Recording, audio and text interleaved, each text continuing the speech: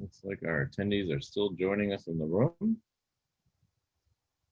And I know they're all looking forward to hearing you speak about these great wines and the recipes.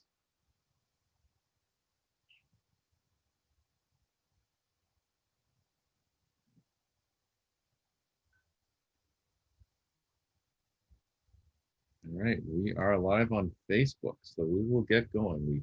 Not all of our attendees are in the room yet, so we'll give ourselves a minute, but for everybody that's there, welcome to the New Hampshire Liquor and Wine Outlets 90 Days Around the World event. We are joined tonight by some very special guests, CK Mondavi and family. And as you can see, we have a host of the family here, which is great to see. We appreciate all of our consumers joining us for these events. As you know, we typically host two large events each year. One is the Distiller Showcase with Spirits in November, and then the Winter Wine Spectacular in January. And due to obviously the world affairs, we are doing these virtually for all of our consumer safety. But we've had an excellent response. It's been great having the ability to welcome some celebrities such as the Mondavi family tonight to our homes and be able to share different perspectives and information. And tonight they have a great pairing night where they will be sharing some recipes. And I understand these are all family secret recipes, as well as their special wines. So tonight we have joining us Gigi, Mark, and Angelina. So thank you for joining us, and I will let you introduce yourselves and take it from here. Thank you. Welcome from the family. We're really excited to be talking. We actually have a short video, so I'm going to share my screen really quick, so bear with me just a second. Let's see if I can get this. And say, while she's getting this up and running, I'm Gigi Mondavi. This is my father, Mark Mondavi. I'm Mark. Angelina is the oldest of four sisters, so I'm the youngest, and there's two sisters between us. So we've got 50% of our side of the family, and then we've got Peter Jr. and his two kids, as well as my Aunt Katie as well. So you've got some of us. I'd say a quarter of the entire family. Ready? Yep.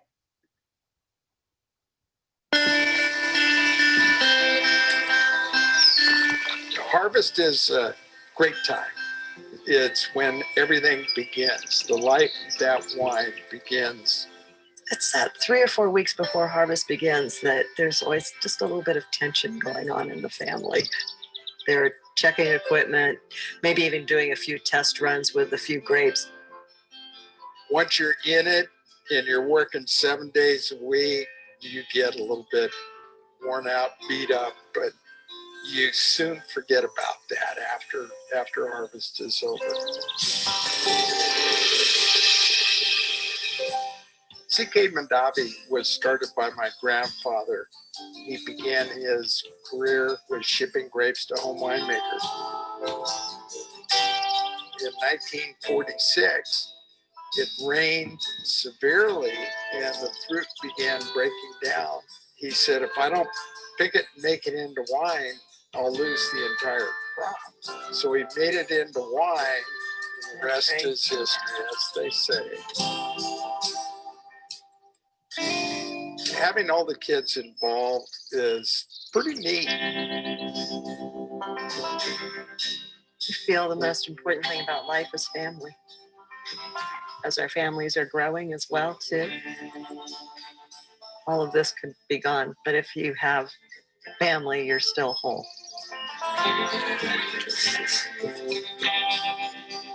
I feel the most important thing in life is good wine.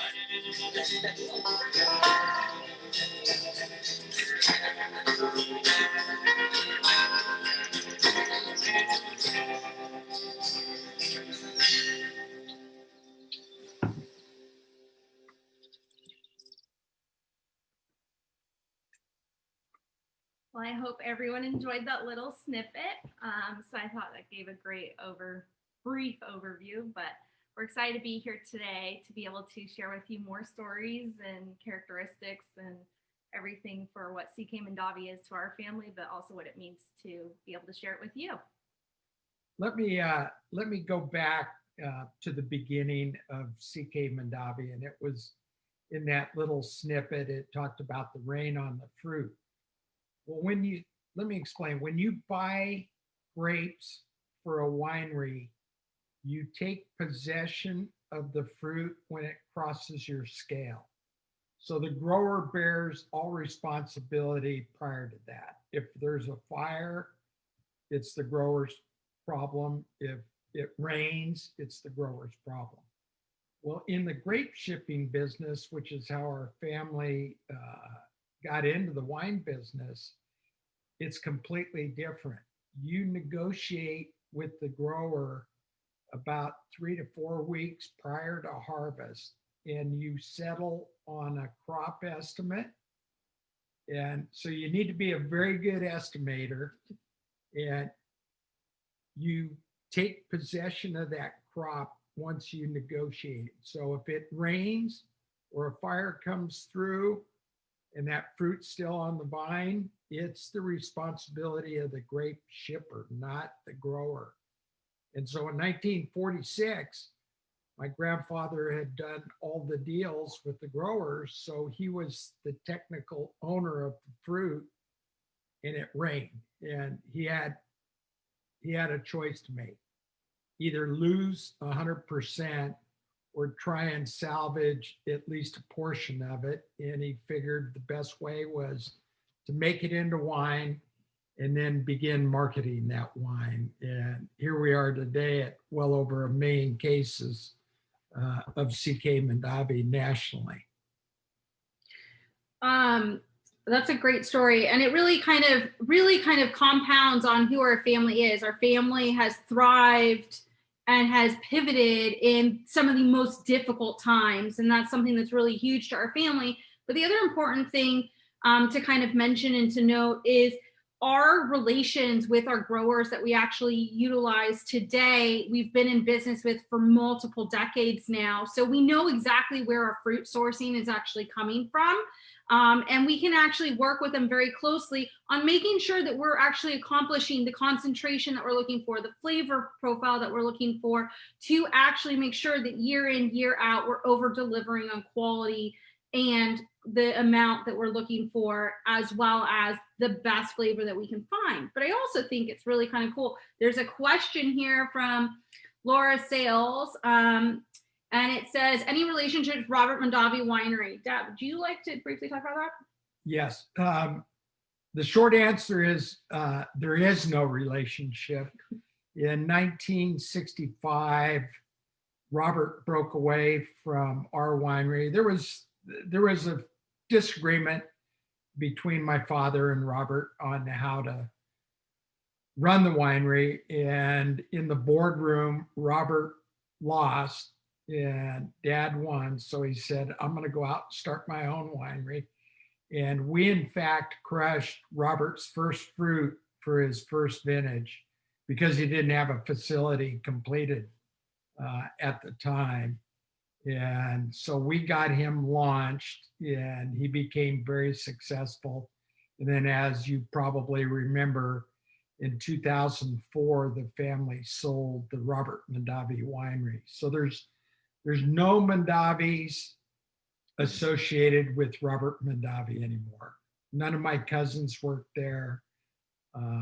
Michael, Tim, none of the grandkids work there. So it's an independent owned by Constellation out of New York. Well, I think it's just a small industry. So we say that no one's involved in Robert Mondavi, but Robert Mondavi is only 10 miles from Charles Krug. Not even 10 miles. So 7. There's quite a bit of family history. But, I think I speak from being 4th generation as well as Angelina. When we were raised up, we did everything with the family together. So by the time we came around in the 90s, or I came around in the 90s, our grandparents realized that the world was big enough for both of their passion and their direction of how to operate and run a winery. They were both successful in their own ways. So they ultimately came together. So for my life that I've been around, is the families collaborated and we know each other and, gone into business with each other in certain labels, and we still support each other, and we're all in the industry as well. So blood, I would say wine is in our blood. So even though, that side of the family is not Robert Mondavi, they've all still are in the wine business, while we have still maintained the original estate and kept that private and family owned for 77 years actually. But we've ultimately been in the industry for 100 years now, growing from grape grower to winery owner and continuing on. So we get along with all the family members. We communicate on a regular basis. Mike, Tim, Marcy, and their siblings. So we see each other at least monthly, somewhere around the valley at some function or at a restaurant. Well, now restaurants are closed, but they will open up again, I hope. I love it. Tracy just said, wine is in my blood too. Laugh out loud. Love your chard. Thank you so much. So I think we're going to go ahead and kind of get started on the wines. We have 5 different wines that we're going to kind of talk to you about. And we also, I compiled some family recipes and some family favorites. Not all of them were created by our family, so I'm forewarning that, but they've kind of been snippets and they've been modified. So they're all really kind of food friendly. And then I actually incorporated a cocktail as well that I tried the other night. And it's really, really fun. So for those guys that don't know, my side, I'm studying to be a master sommelier, going for my advanced when everything reopens. So I have to learn about spirits and all that sort of stuff. So I thought it would be fun to incorporate some fun things other than just food pairings to allow you guys an opportunity to actually have a little bit of fun with our wines, not just drinking them, but enjoying them with food. And as you know, we're Italian, everything, I'm actually shocked we don't actually have cheese in front of us right now because I haven't eaten all day. But everything revolves around food in our family. So all the photos of us and every event, we're always usually around the kitchen table or in the kitchen cooking and eating and drinking our wine. So Gigi, do you want to talk about the Sauvignon Blanc first? Yeah, absolutely. So a little bit about this is what we're enjoying right now in front of us is the CK Mondavi Sauvignon Blanc, and CK comes from the home ranch Charles Krug. That's how we ultimately, I didn't decide the name, but great grandfather decided on CK Mondavi back in the day, and that's the continuation. But I think to add on to the food and the cocktail, the fun thing about this brand, just as a whole, is it's approachable, it's affordable. You're able to, it kind of takes out the pretentiousness that you have to have it in this beautiful glass that's, only for Bordeaux reds. It takes it all, I think it's all about who you share it with. And I think the fun part and what Angelina is, her palate and nose is amazing. I'm envious of it because I do not have that. Dad did not give it to me. Mom, I've got some qualities, but nose and palate is not She got mine. curly hair. I did get curly hair. But ultimately, I think the fun part is today, I feel like you're seeing this new, I'd say, excitement, the fact that wine could be considered a base for a cocktail, where it really, and that's the fun part about it. It's you can do whatever you want with it as long as you're enjoying it yourself, and then hopefully you're enjoying it with friends and family. But to kick it off, so Sauvignon Blanc is, clean, crisp. We actually farm and own 1,850 acres in Dunnigan Hills. And actually, before I go into the wine, do you want to talk about how we acquired Dunnigan Hills and the story behind that piece of property? Yeah, it was back in 1990. Maybe late 89, I started looking around at vineyard properties. And obviously CK Mondavi was a big part of our portfolio, even back then as a wine brand. And so I was looking at Napa Valley, and we all know Napa Valley has the highest priced land in the United States for grapes. It's Premier. Our average price is roughly 3 times that of Sonoma on a per acre basis. So even back in 1990, when I was looking, we could have bought 20 acres in Napa Valley for the same price as I bought 900 acres over in the Dunnigan Hills area, which is now a appellation. Dunnigan Hills is how far outside of Napa Valley? As crow flies from here, it's about 40 miles. To drive, you got to go down and around. So it's about 60, 63, 64 miles drive time. But anyway, so inevitably, after looking at numerous properties, both in Napa and elsewhere, I tasted some wines from R.H. Phillips, and I was really impressed. I went over there and introduced myself. I kind of cold called him, and I was really impressed with the quality that I was tasting. And so the family, the Jaguar family, asked me, what am I doing over here? And I said, well, I'm just snooping around, looking at some ground for potentially planting grapes. And they called me up and they said, there's a piece of ground that's coming up for sale. You might want to take a look at it. And lo and behold, we ended up buying it and planted grapes. So we have 2 properties over there, totaling 1,850 acres. We currently have about 1,000 acres planted and producing. We have about, of the other 850, we have about 450, 500 acres more plantable. And we generally plant about 50 to 75 acres every 3 to 4 years. And twofold. One, the market changes, number one. And number two, we don't want to plant everything at one fell swoop. It's expensive. And if you plant in one fell swoop, you got to pull it more or less in one fell swoop. So you stagger it out to help defray some of your costs. And so you don't lose 300 acres or 400 acres of vineyard at a time. Yeah. Because it's 5 years before you get full production.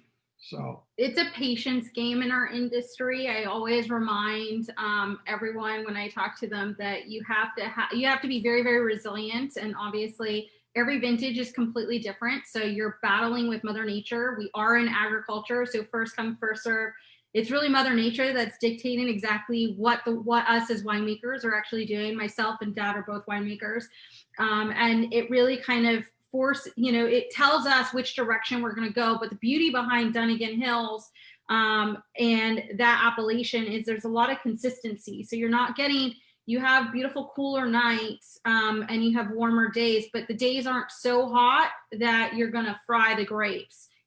Unlike other regions in California where it gets so arid and so dry with very minimal water, Dunnigan Hills was really kind of serendipitous for us that that there actually happened to be property for sale. The other cool thing is that our grandfather and our great grandfather really talked about is if you take care of the land, the wine will show through and it will come forth. And that's something that's really huge in our family. We have, being in the industry for over a little over 100 years now, you really learn that you have to be sustainable and you have to focus on sustainable farming. So some of the aspects that we actually do, we have predator boxes, so owl boxes and raptor boxes actually out in our vineyards. So at night, the owls actually patrol the grounds for all the little rodents. And then during the day, the raptors actually will patrol the ground. So you have 2 different ways of mitigating little varmints that run through and actually can wreak havoc on your vine roots. We also, instead of running tractors through, we'll let our cover crop actually grow to a substantial length, and then we'll actually bring in sheep, hundreds of sheep, and they are actually watched and monitored by beautiful Great Pyrenees dogs that are big, white, and fluffy and look scarier because they're about 150 pounds. But those sheep actually graze all that material, all the cover crop, which is nutrient rich, down, they eat it, and then they'll actually fertilize the ground while they're at it. So they're replenishing all the nitrogen resourcing that we need.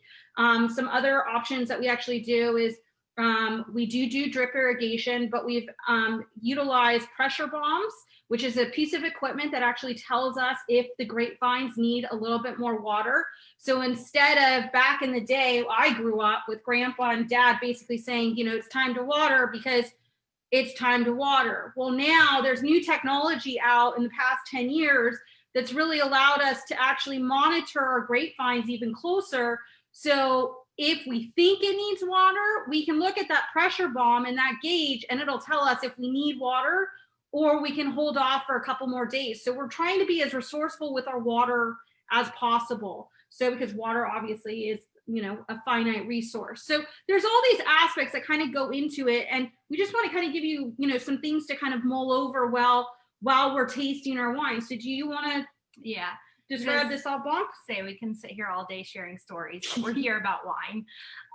So at the Sauvignon Blanc, so the reason I brought up Dunnigan Hills is this really is the heartbeat of where we source our CK Mondavi fruit. We do have long generational contracts with Lodi area for some of the fruit that we don't grow on the 1,800 acres.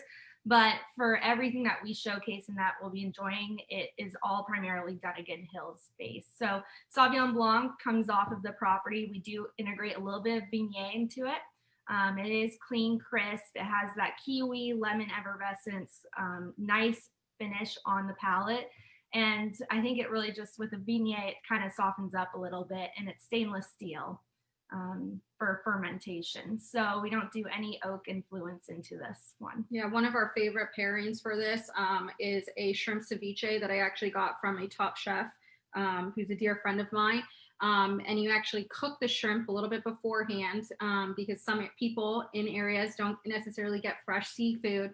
So a way to combat that is actually boil your shrimp just a little bit so you don't have to worry about getting sick or anything, but actually creating this killer ceviche, shrimp ceviche. And it's so simple, it's so refreshing, and it slays with the Sauvignon Blanc. I'm going to actually read a couple of questions and we're going to kind of answer it. What is the expected lifetime of a grapevine section? Most of our grapes, we usually it's about a 25 year to 30 year. It used to be 30 years. So from when we plant it, we figured that 30 years later, we'll be pulling it and beginning a replant program.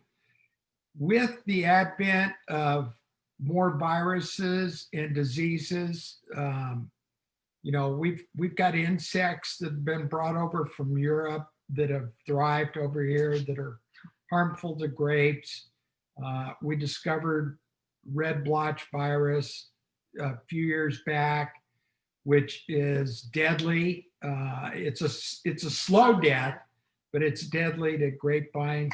So now we figure budgetarily, we figure about 24 years. Yeah, and I think it goes, you know, one of the things that people don't realize is you don't just drop a seed and grow a grape within a year. It takes 3 to 5 years to produce full yield of what we can pull off to make as much wine as possible.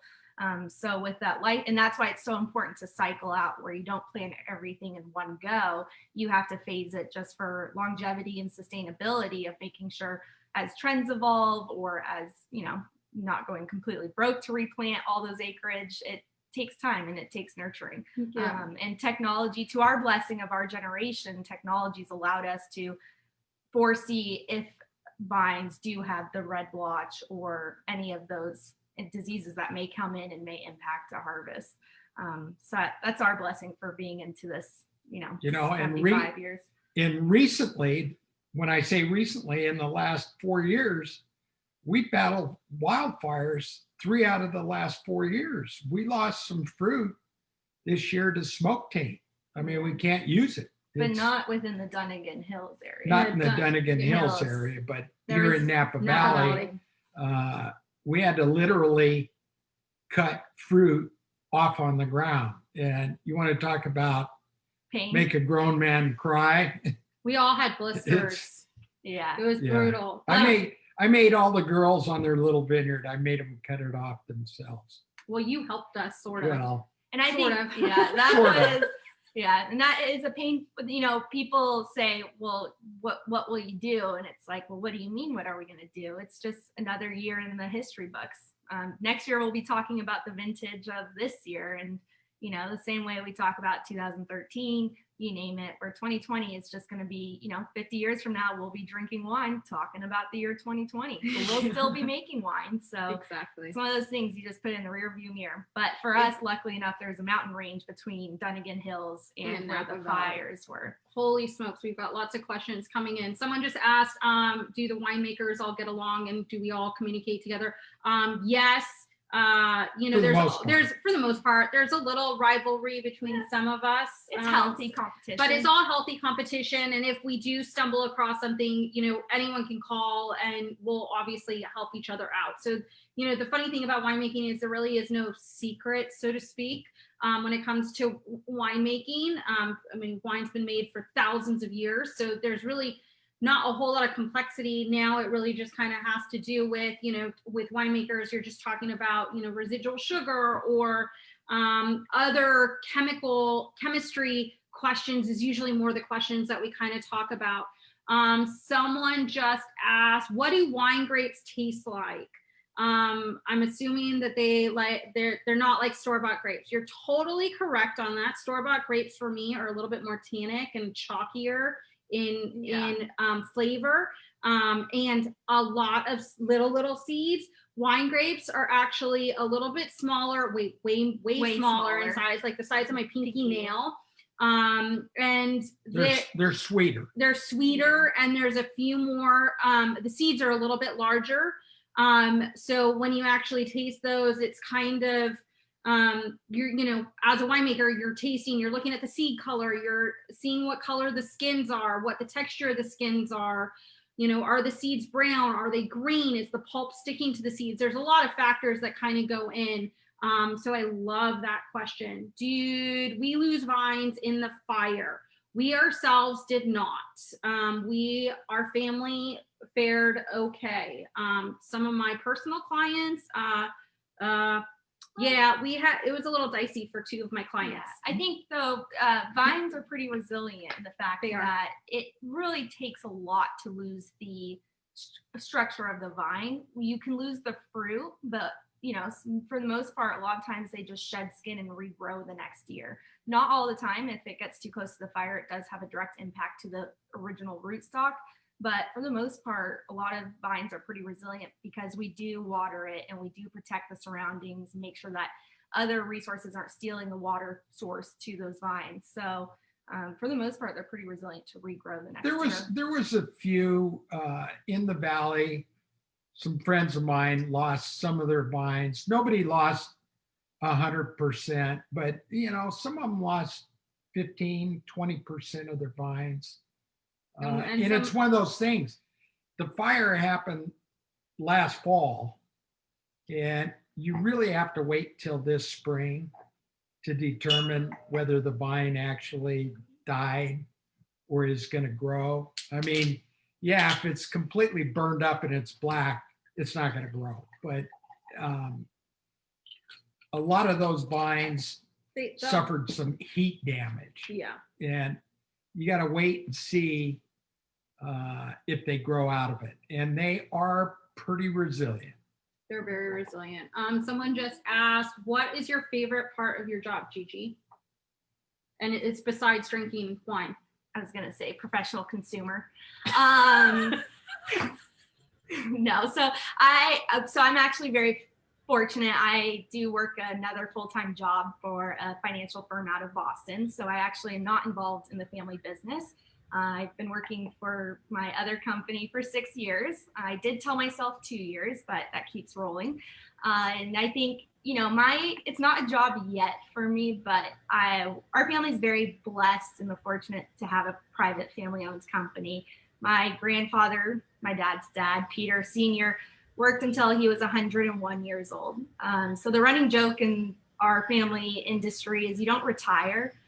This is a passion that you have for life. So for me, my job is to support my family as much as possible by doing and being the best. I'm a walking billboard is what I call myself.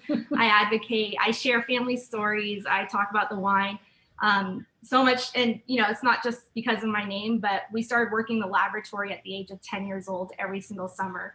So you had to understand everything that went behind the scenes in a you grow appreciation, you're respectful of everything that goes on from vine to bottle, and seeing how many people are involved in the whole process. So for me, I love my job, and it's something I'm passionate. I just love being able to share that there's more to a bottle than just what you see on the shelf. Where the grapes come from means a lot to us. The sustainability part of it means a lot to us. Just being an advocate as well for, not being the mega millionaires or the billionaires who are building wineries and just putting stuff on the market because they can. I think for me, I love the fact that I can advocate for family-owned businesses and being able to represent and hopefully do the best that we can do. But so my job isn't necessarily a job yet, but I will say I'm going to come back into the industry in due time. I've got the best mentors in the world to help me, but not yet. So that's still TBD. We abuse our children. We start them early. Now, the truth be known, when our kids started working part-time in the labs during the summer, we had to actually get approval from the feds because they're working in an alcoholic beverage industry. They're underage and 10 years. And they're minors. So in order for them to work, we had to get approval. And like y'all. We're highly regulated by the feds. So it's not like we're a mom and pop grocery store where you can put your kid sweeping or whatever. No, but nobody's gonna care. Right. We get audited by the feds almost care. on an annual basis. Well, they didn't see the So I made 25 cents in that one. Number 4 was smart because she learned from all of us. I was the oldest child of the entire family. This one, how much did you make when you started? $2.25. Yeah, go But figure. so there's 10 years between Talk us. about inflation. I had inflation on my side, and the value of child labor was worth more. But one of the premises is every single year, every summer, while everyone was going off to summer camps, we had to negotiate a raise, and they would sit us down and say, what did you learn last year? Why do you think you deserve more? And ultimately, hopefully, if you were doing your job well, by the time you were about 16 years old, you hopefully made minimum wage of $8.25. And we all had a 401k at the age of 10 years old. So that was one of our grandfather's contingencies, and mom and dad's contingencies was we had to put all of our money into a 401k. So we understood about savings and all that sort of stuff. My answer to what's my favorite part of the job, as a winemaker, I live, and my favorite time of the year is harvest, obviously. There's nothing like an adrenaline rush. And in the video, if you saw mom saying tensions get high, usually Dad and I have about 2 or 3 screaming matches right before harvest starts, because we're arguing about when it's right to pick, what does everything taste like, all that sort of stuff.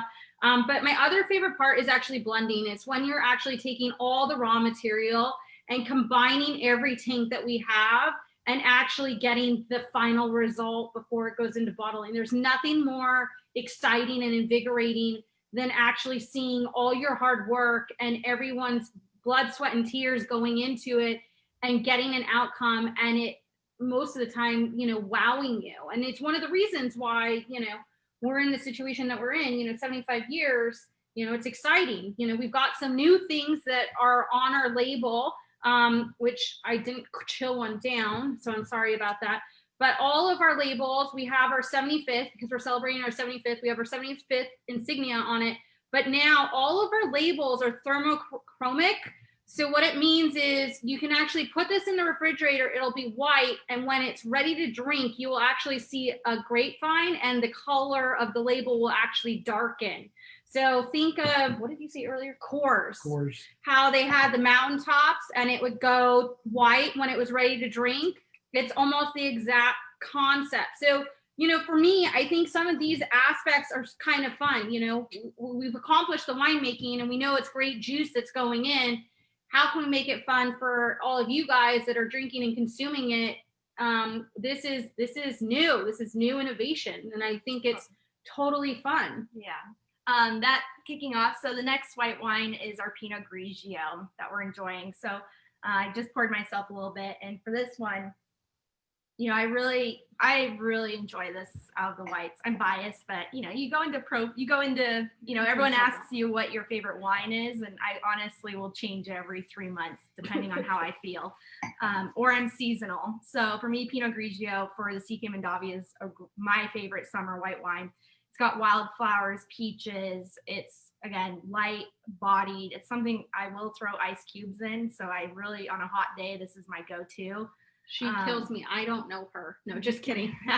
But no, and so for this one of the great pairings that we do love with this is just your general tomato mozzarella salad. So one of the, you know, I would say the basis of Italian cuisine is cheese, obviously, but mozzarella, tomato, balsamic, really light. It's clean. It's really easy to prepare, and I think it goes great with the Pinot Grigio. And this wine's also unoaked. So yes, in our portfolio, we have 2 unoaked, our Pinot Grigio and our Sauvignon Blanc. And then we'll go into our Chardonnay, which has a hint of oak to it. Mm-hmm. And the Chardonnay for me is a lot of fun because I'm a huge Chardonnay lover. We grew up drinking Chardonnay. It was always in the house, as well as Sauvignon Blanc. Dad always drinks the Sauvignon Blanc. Mom always drinks the Chardonnay. So there's always both in the house. And for me, the Chardonnay, it's beautiful hints of lemon and citrus and maybe a little bit of pear, and apple as well. And then you get just a kiss of oak, and that oak really kind of helps kind of balance and bring it all together, but it's not an overpowering oak. No. So no, and I definitely, yeah, with the Chardonnay, I love how it's fuller body, which is really nice, but it's not huge. It's not like a butterball in your mouth by any means, because you do have, you know, I think a lot of times people perceive, oh, it's unoaked, it's oaked, and there was a trend where it was overly done. But the Chardonnay of the CK Mondavi is very well balanced. Randy Huron, who's our winemaker, and then Angelina's now consulting with him on this project or on this brand. The Chardonnay really has a nice palate to it. That's just, it's bold, but it has the oaky influence as well without being overbearing or overpowering. How long is the Chardonnay aged prior to bottling? It's not aged for very long. I think it's like less than like 8 months. So it doesn't see a whole lot of time in tank, but it allows for that oak aging process to kind of take place, but it also allows us to go through a little bit of the malolactic fermentation, which adds a little bit of a creamier texture and fills out your palate, as well as retaining the beautiful natural acid that our Chardonnay actually has because of it coming from Dunnigan Hills. Are they oak barrels or are they stainless? So one of the unique things about our family is we were the first to bring in glass lined tanks, and we are the last to have glass lined tanks, except for the brew industry. The beauty behind glass lined tanks is they impart absolutely no flavor whatsoever. Like a giant bottle. Yeah, basically. So we actually have those. We also have stainless steel tanks. We don't actually use oak barrels. What we actually use is an oak substitute. And it's basically barrels that are just chopped up, and they'll actually go into the tank. And what we do is we actually have on the tanks that we actually use it, there's actually a line inside that we've drilled in, and we slide the staves of the barrel actually in and let it sit so it gets better concentration. And this is commonly how wines of this caliber are actually done. When you get into the higher price range, yes, you go into oak barrels, but at this price range, it's not feasible, especially with the amount that we actually create of CK Mondavi. It doesn't make sense. Otherwise, we'd be drowning in oak barrels. We would completely. I would bury He would be buried in an oak barrel. We'd be using 100,000 barrels. Yeah. Or more. That actually makes my head spin just thinking about it. I don't think we could grow trees fast enough to do that. Yeah, that's if also we tried. That's also true. The next one that we're gonna what do we pair with the Chardonnay? Our family has a risotto recipe, and yes, everyone's gonna say, "Oh my God, risotto! It's the most labor intensive." This recipe is actually microwavable. My mom found this in the New York Times in the 80s. And it was how us as children got fed, because there's 4 kids. When we were all in sports, or Gigi was in dance and I was in softball and Rihanna was piano. I don't know. We were all over the Alicia place. horseback And riding. Alicia horseback riding. Mom would actually, after a long day and kind of carting us all around, microwavable risotto done in 35 minutes, and it tasted just like the real thing. And we actually use a little bit of the Chardonnay to help flavor the risotto, because you always add a little bit of white wine in risotto, whether or not you're making it on the stovetop or microwavable.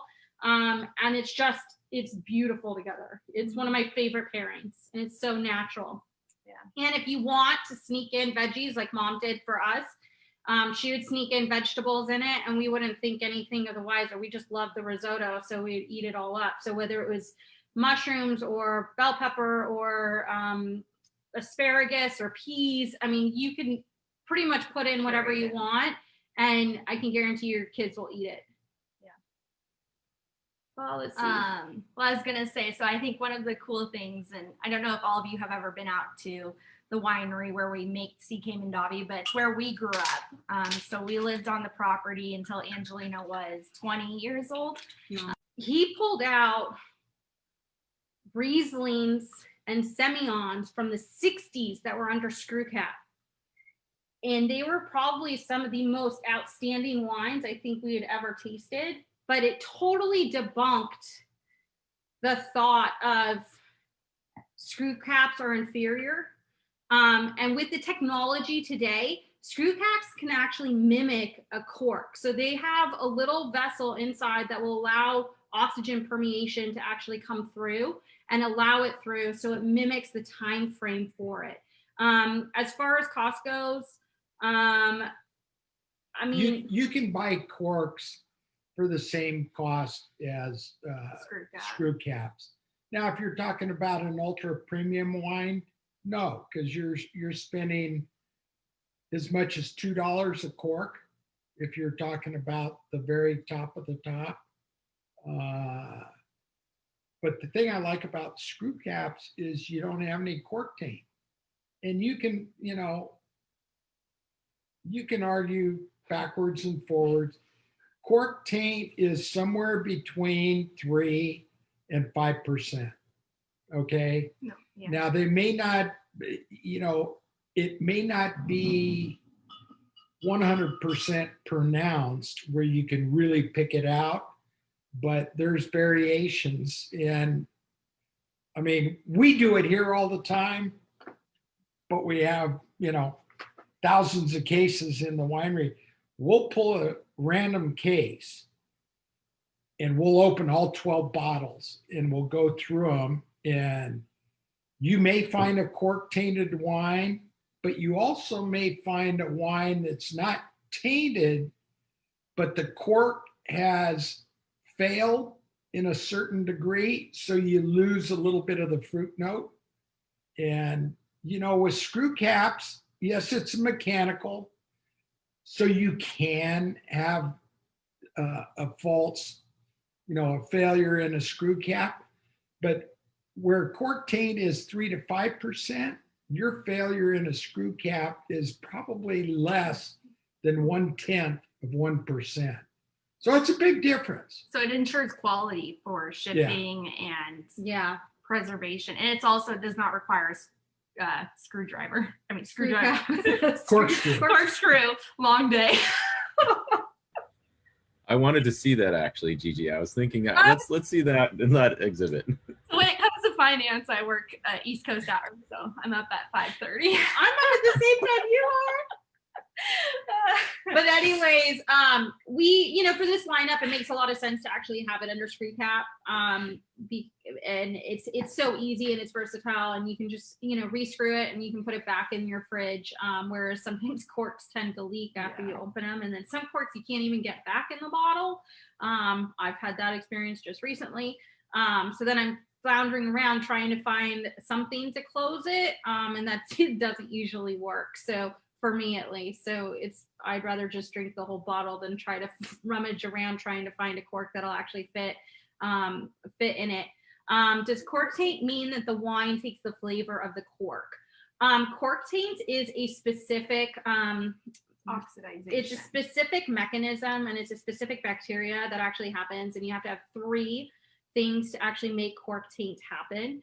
And it's called, not to get geeky, it's called trichloroanisole, so it's called TCA. But what ends up happening is you have to have water, you have to have air, and you have to have, the cork already has to have that bacteria in it in order to propagate. So when you have the water or you have that air touch it, it will automatically proliferate, and it could contaminate all your corks if it's not in the bottle yet. So it happens in the cork. It's predominantly found from corks that are closer, that come from the ground. So cork trees are where natural corks actually come from.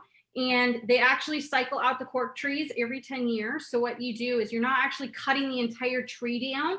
You're just cutting out the outer layer. And it takes 20 years for the really, really good corks to actually recreate themselves off of that cork tree. And it's literally like stripping off the top layer, kind of how ladies do with their nails and stuff, where you buff and then you'll put an outer layer on. It's kind of the same concept. So it's really, really easy. We're not doing any damage to the trees. And again, you're not cutting down the entire tree. You're just taking out the outer armory, and then it'll repropagate and regrow. And it's really kind of cool. So you don't have to worry about running out of corks. And then really cork taint, there's new mechanisms in place with all the cork companies now that will pretty much guarantee that they can minimalize to below 2% threshold now. And most people can't even pick up TCA or cork taints. My mom's one of them. Mom will just drink it, not realizing that it's cork tainted, and I'll just sit there and be like, did you even smell that? And she goes, no, I thought it was great. But mom also likes funkier wine. So whereas dad and I are a little bit funnier when it comes to the smell of our wine. So yeah. But and I think to add to that, there's a perception that when you get a corked wine, it's a bad producer.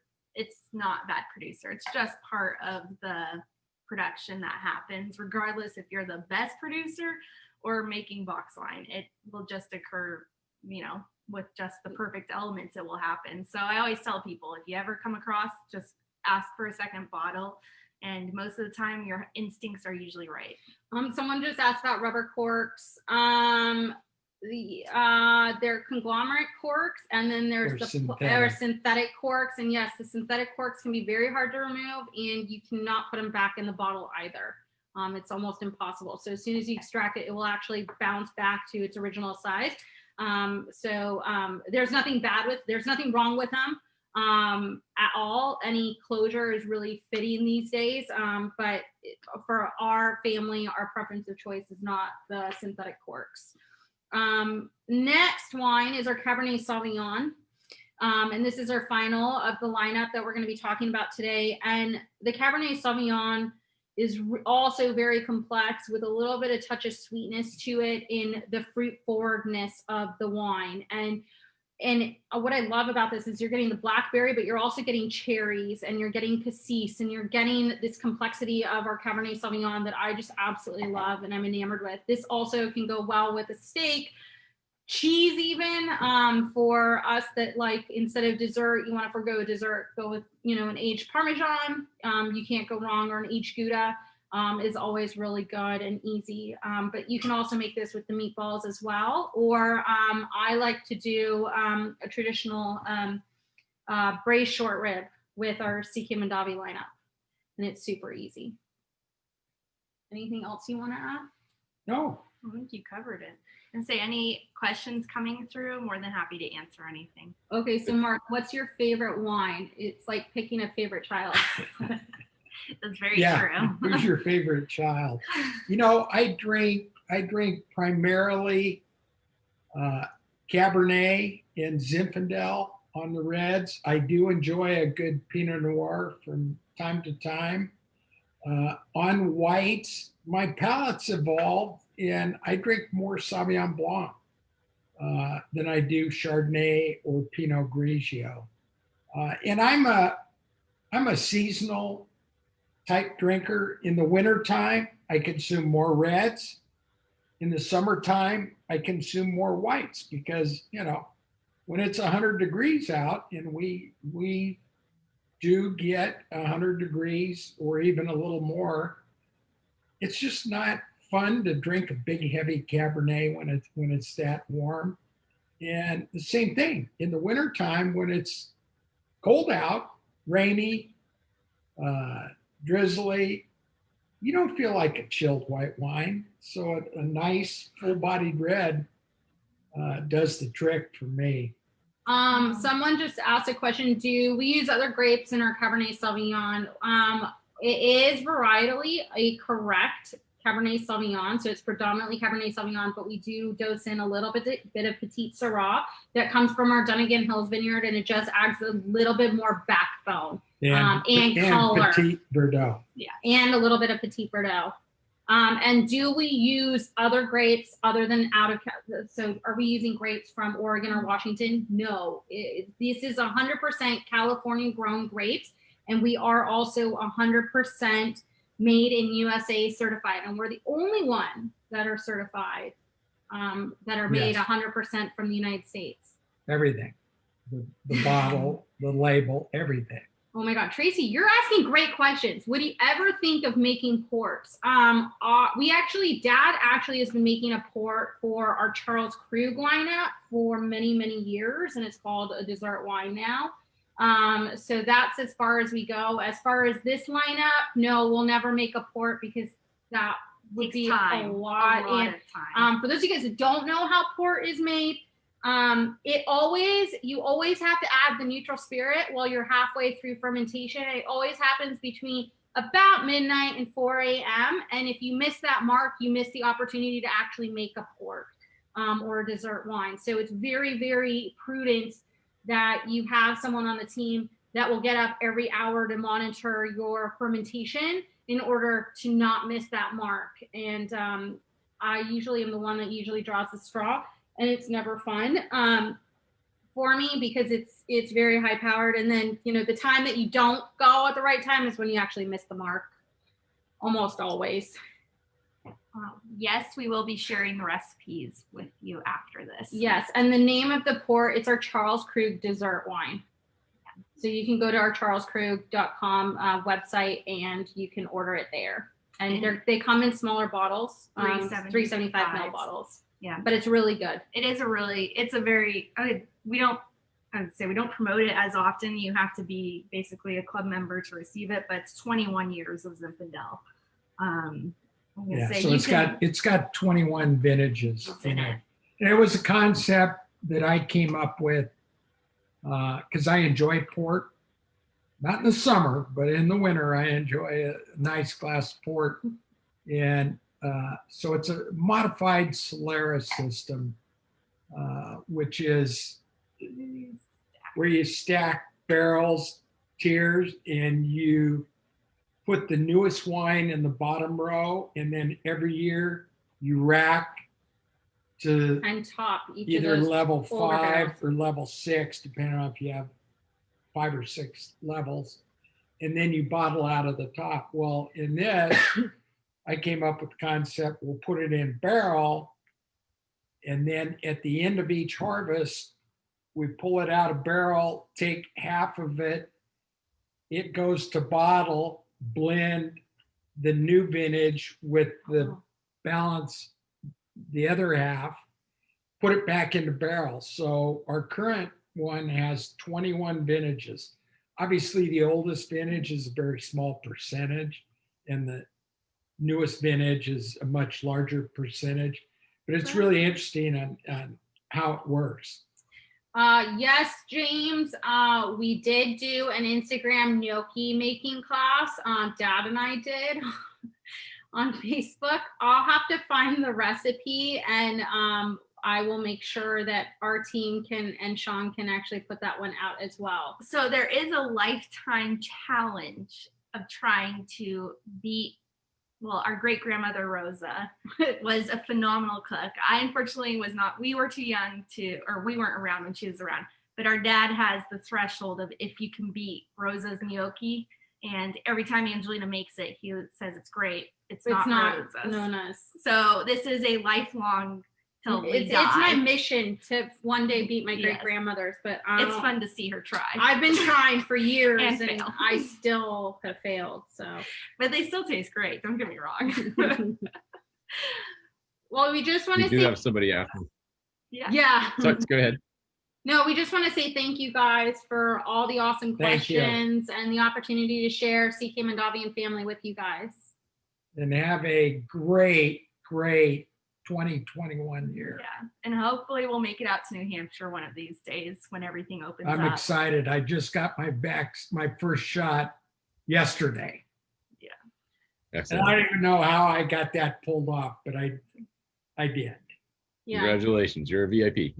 Right? So it's been great having you guys join us tonight. We do have the recipes, as everybody was inquiring. We will be sharing that out. So if you registered for the event through Eventbrite, we'll be emailing those out. We'll also be sure once the live is posted on the Facebook that we can put it there in case anybody else is looking for it.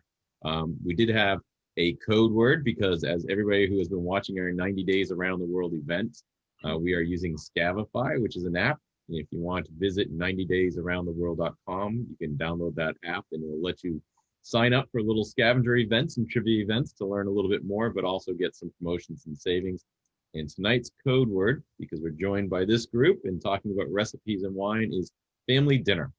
So family dinner is the code word for everybody. We appreciate you joining us. We've had some great questions. And everybody have a great start to their weekend tomorrow after Friday. So thank you. Thank Thank you you. guys. Bye, Cheers, everybody. everyone. Bye. Goodbye.